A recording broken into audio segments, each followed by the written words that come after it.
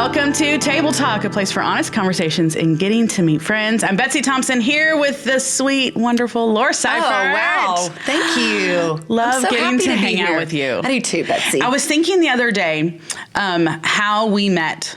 Because somebody said, how did you and Laura? Gosh. Somebody said, do you actually know Laura? And I said, I do. Oh, yeah, you know me. And I said, how do we? It was How do we? Golf Crest Bible study lunches. You came? Yes, remember Tamara Skeet, who's not Tamara Skeet anymore because she got married. She was like, she brought me, she was like, you have to come hear this girl teach. I do remember that. And she brought me, and then I just came. And were you in this role already, or were you? Yes. Okay, you were already in the role. I was, but not for very long. I mean, I'd been here maybe a year as the women's director, but came, and that was the first time I got to hear you teach.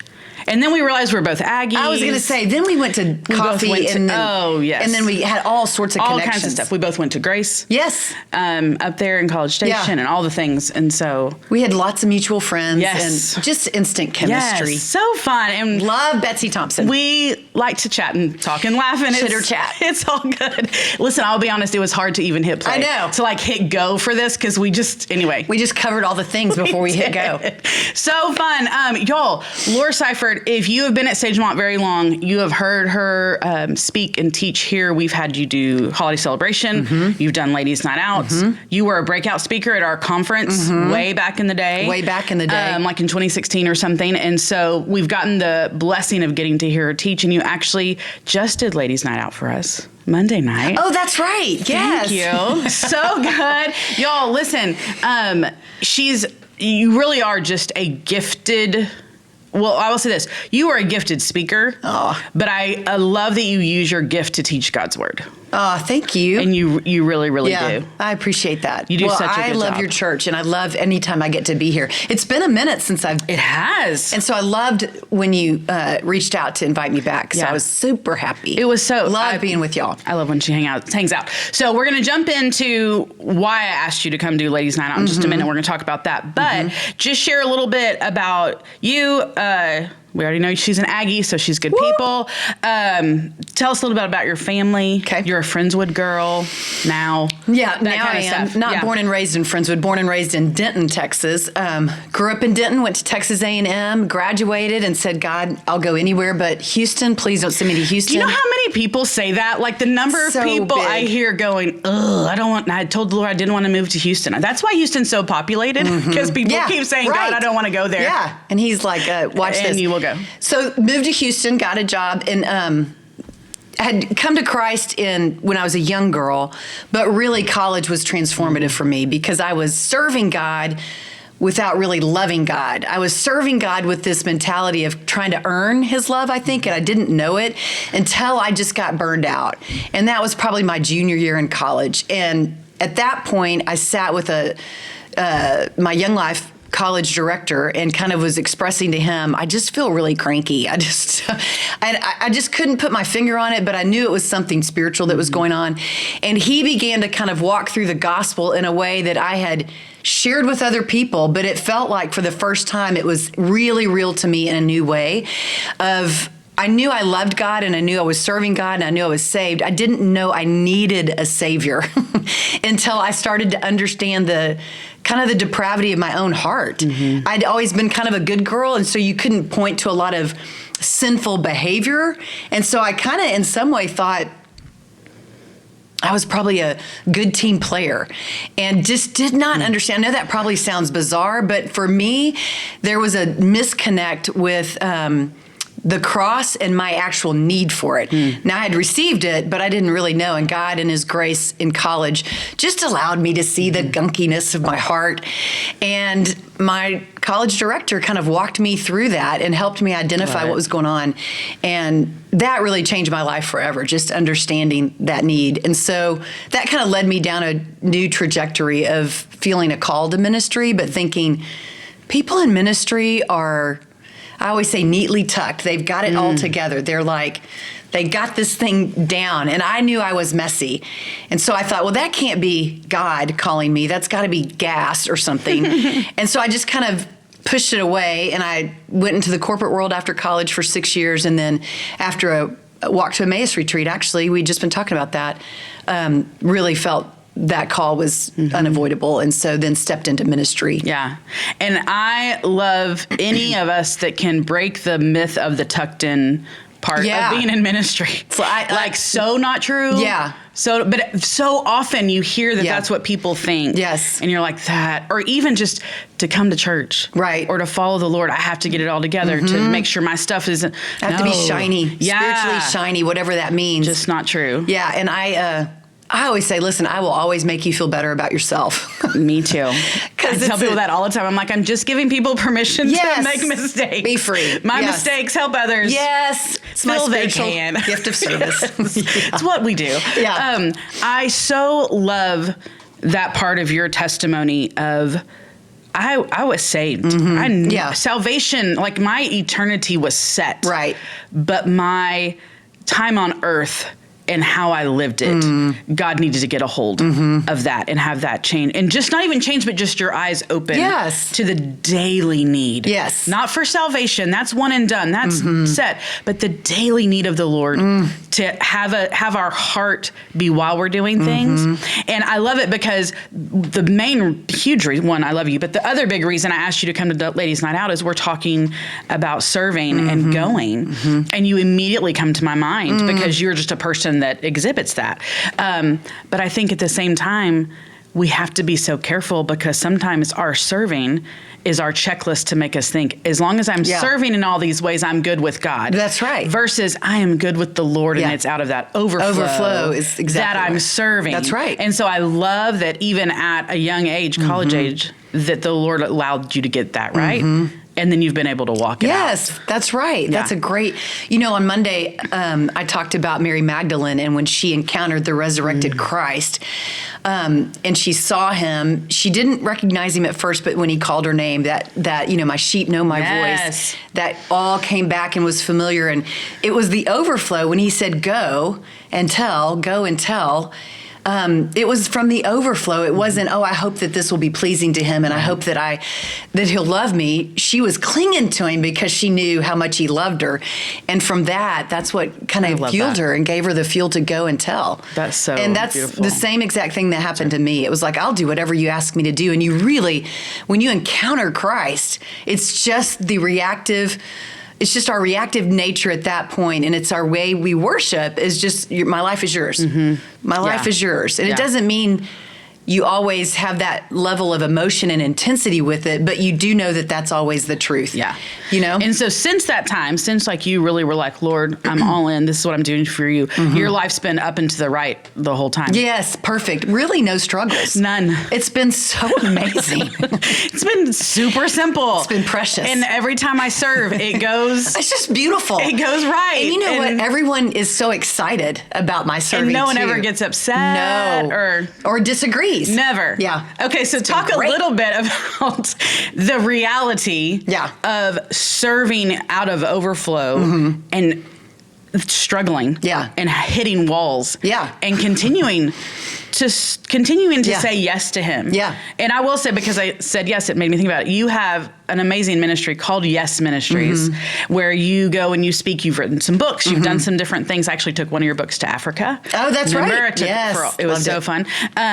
But you have this ministry. It's called Yes Ministry. And I think it's so cool because it does go right along with you that you are someone that has said yes to the Lord, and not just when it's been pretty. Right. Or easy. Yeah. Right. I just remember that first initial yes of surrendering my life to him back in, the late 90s.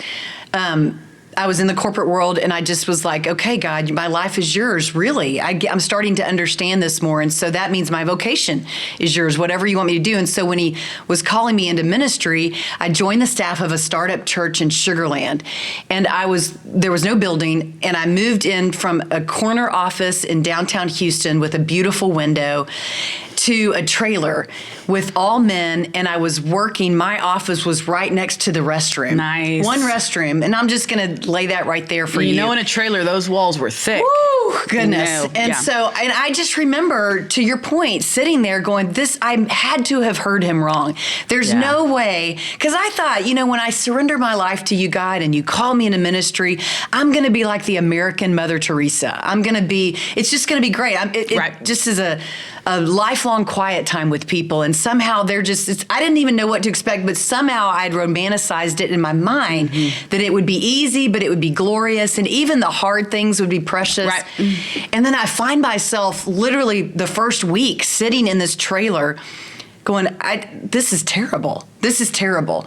What have I left behind? A corporate credit card, a big budget that I was in charge of that was fun I just had a really fun job. I wasn't leaving because I was disgruntled. I was leaving because I was saying yes. And that yes was proven to be really hard really quickly. Right. But I tell you, it in some ways developed a spiritual grit in me that I think we have to have if we're going to go the distance. Yep. I tell women all the time, you have to start working the muscle of obedience. Yes. Like say yes to the little things, because eventually you're going to need the muscle. That's right. Just even the muscle memory of, we say yes to the Lord. Yes. And getting to that place. Yeah. Recently, so fast forward, it's been 30 years since that decision.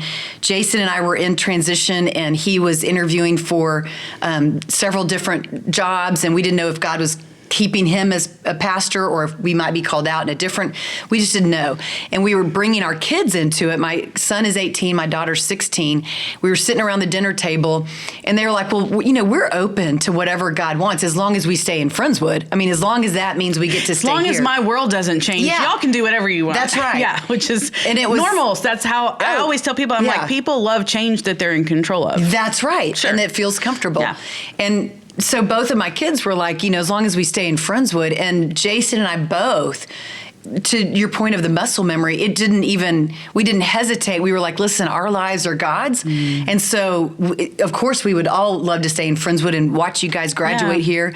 But our lives are His. We surrendered it to Him a long time ago. So we're just going to trust Him and say yes. And He'll make it clear where the yes is, but we're going to say yes. And so we've never looked back. We've never regretted the yes, but it's rarely been up and to the right and easy. Right. It's been glorious. I mean, you wouldn't trade it, but it's not. Yeah. You're not signing up because it's lucrative. You're not signing up because it's easy and bougie and all of those things. Absolutely. You're signing up because you're following Jesus. Yeah. Another reason I specifically wanted you to come and speak is you serve in your church and have forever lots of different churches, different places you've served, but you also serve in your community outside the walls of the church. You're on the Friendswood School Board. And I think so often, and you have 2 kids, and they do all the things, and you have a husband and all the stuff. I think so often a reason that I think stops people from serving is they say, I'm too busy. I don't have time. You have figured out, and you're probably like, no, I haven't. But you're figuring out just the balance and importance of, but I'm going to serve, and then we're going to figure out how time-wise that looks. How it shakes out. Yeah. How have you walked through just that part? That's a great question. Well, I will say this, really, I always look at my life, and at the beginning of every year, come January, I picture my life like a plate or a pie, and I'm like, Lord, you get to tell me what's on my plate. And so I'm going to say yes. And so if that means it's time to roll off school board, because it was very, very clear to me that God was asking me to serve Him by serving our district and serving on the school board. So that was a spiritual decision. And every year I hold it loosely, am I still here? Am I not? Right. And what I've had to really trust is, I say no to a lot of things. You just have to. You have to. You have to. And it's hard, but the more you do it, you understand you've got grace for the things that God calls you to do. He'll equip you for those. But the things that you're pushing and that you're making happen, that grace isn't resting on you for that. That's something you're controlling. The things you're not letting go of. Yeah. And so that's just painful. And you just the older I get, the less I even need that. FOMO has lessened a lot in my life. And you just go, for my own sanity and everyone else's, let's just do what God's asked me to do because there's enough fulfillment there. But I'll say I was just speaking to a group of young moms that were preschool age kiddos, and one of them had sensed God call her to lead this group of moms. Right. And she was getting a lot of like side eyes and question marks of like, well, really, as a good mother, you should just stay at home and parent. And you're spreading yourself too thin. So she was having guilt for saying yes. And so that's another piece of this, Betsy, is that you have to trust God. That's right. When I've always been in ministry and done it part-time when my kids were little, but I've always had that arm in my life. That piece of me has always been active. It's never been dormant. And that's because God's led me there. And I had my share of guilt of like, am I too absent? Right. And God just has grace to cover your kids. Yours and mine. Our biggest question is, God, are you asking me to do this? And then settle that. Yes. Okay. Then you're gonna figure it out for me. You're gonna help me balance it all. And He really does. Yeah. He really does. And I think it is that, and you were talking about this, the sheep know their shepherd's voice, and knowing their voice, because here's the thing, you are going to hear so many other voices. That's right. It's having to know the person that is coming to you saying, you're amazing, you're wonderful, you would be perfect at this, you should do this is what you would be. So the praising person to know when that's not even what you say yes to, which that's hard to say no to sometimes, or even the person going, why are you doing this? This is ridiculous. You're going to be exhausted. Why? And it's having to know, okay, I can't listen to either of those. I just need to hear His. And knowing His voice. And that takes a lot of courage. It does. It takes a lot of stillness, but He is not playing games with us. Like, you will know what He's asking you to do. And I remember when He was asking me to roll onto the school board, my ministry is Yes Ministries, and I have a board of directors. And so I pass everything by, I report to them, I pass everything by them. And the president at the time was unnerved by my decision to join the school board, because she's like, you don't have the capacity. You can't do that. How are you going to do that? There's no way the ministry will not suffer if you do that. And she was just coming from a pure angle of just absolutely. But I had already knew God was asking me to do it. Jason knew God was asking me to do it. So that would have wrecked me if I wasn't steadied in that understanding that decision. But I was able to say, yes, this is what God's asking me to do. And then she later understood totally. And you and I could at the same time sit here and talk about times that we didn't say yes, that we didn't clearly hear, or we heard it and said, no. Literally, like we have those stories as well, or where we chose this thing that looks really great, but God never called us to that. And we could tell the stories of suffering through those seasons of, oh, wow, I'm not even supposed to be here, but I've now committed to this. So I'm here for the duration, and I will learn from it, Lord. And whose seat did I take up? Yes. That should really be That's here. right. Who's supposed to be here? Yeah. I had a meeting at church just recently where the leader of one of our ministries in women's ministry, she had come to me and she said, I think I need to step away. And I said, then do. Please, please do. And she was like, I feel bad. I said, don't feel bad. There are seasons.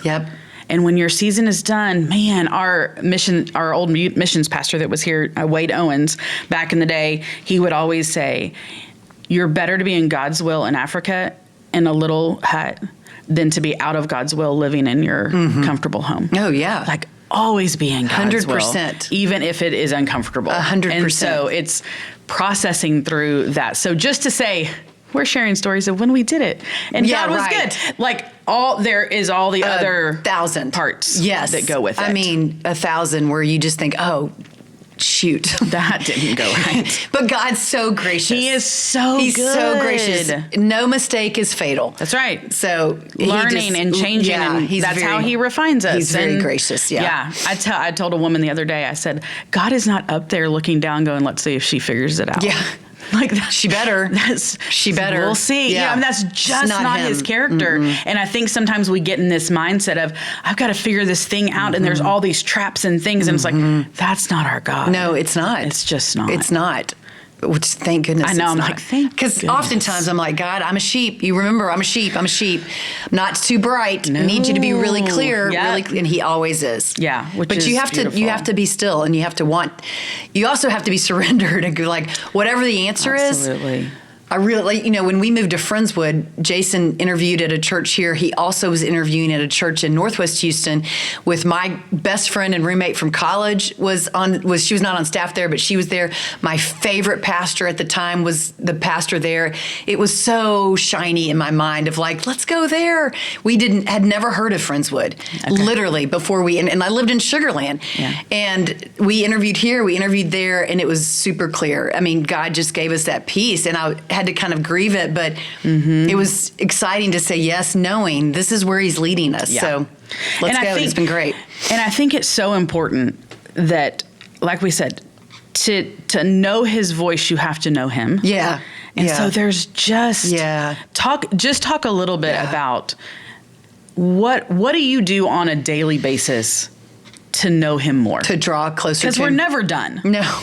You don't ever want to be done. No. It's just like you just continue to uncover who He is and how it's such a vibrant relationship when you lean into it, and it removes the staleness of like checking the boxes of I had my 20-minute quiet time, I sat in the same seat, I opened the Word, I made sure to take a picture to prove. It's just when you move out of that into what does this relationship look like now in this season, God?